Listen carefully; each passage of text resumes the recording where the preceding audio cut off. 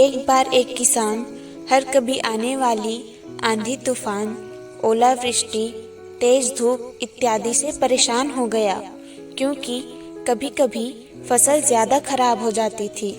इसलिए वह परेशान होकर ईश्वर से शिकायत करने लगा। किसान बोला, आप ईश्वर तो हैं, लेकिन फसल को कब क्या चाहिए इसकी जानकारी नहीं है। जिसकी ज़रूरत भी नहीं होती है वह भी देते रहते हैं। इसलिए आपसे मैं विनती करता हूँ कि आप मुझे एक मौका दीजिए, मेरे कहे अनुसार मौसम कीजिए, फिर हम सब किसान अन्न के भंडार भर देंगे।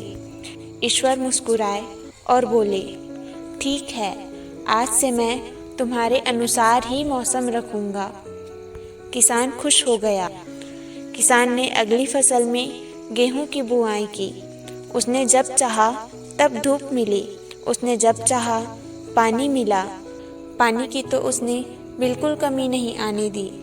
आंधी, बाढ़ और तेज धूप तो उसने आने ही नहीं दी।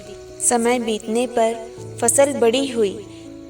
किसान भी बहुत खुश हुआ कि इस बार शानदार फसल दिख रही है। किसान ने मन ही मन सोचा कि ईश्वर को अब पता चलेगा कि अच्छी फसल के लिए क्या क्या ज़रूरी है। फालतू में ही किसान को परेशान करते रहते हैं। किसान फसल काटने के लिए खेत पहुंचा। गेहूं के फसल के बालियों को हाथ लगाया तो उसके पैरों तले ज़मीन खिसक गई। उसने देखा कि किसी भी पौधे के बालियों में एक भी दाना नहीं था। किसान दुखी हो गया और बोला, हे ईश्वर, ऐसा क्यों हुआ?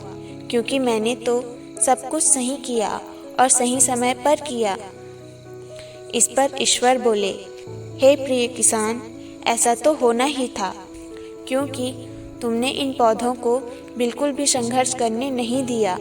इन्हें ना तो तेज धूप में तपने दिया, ना ही आंधी का सामना करने दिया। इन्हें किसी भी प्रकार की चुनौतियों का सामना नहीं करने दिया। इसलिए बाहर से भले ही अच्छे दिख रहे हों, लेकिन ये अंदर से बिल्कुल खोखले हैं। इनके अंदर कुछ भी दाने नहीं हैं। पौधे जब विभिन्न चुनौतियों का सामना करते हैं तो उनमें ऊर्जा पैदा होती है। यह ऊर्जा उनके अंदर सही सामर्थ्य पैदा करती है जिनके लिए वह बने हैं। दोस्तों, ठीक इसी प्रकार जब इंसान संघर्ष से नहीं गुजरता है, वह आदमी खोखला रह जाता है। जीवन की चुनौतियाँ ही उसके लिए उन्नति के नए रास्ते खोल देती है और आदमी को मजबूत और प्रतिभाशाली बनाती है। इसलिए आपके भी जीवन में मुसीबतें या चुनौतियाँ आए तो घबराइए मत। यह आपको बिखेरने के लिए नहीं, निखारने के लिए आई है।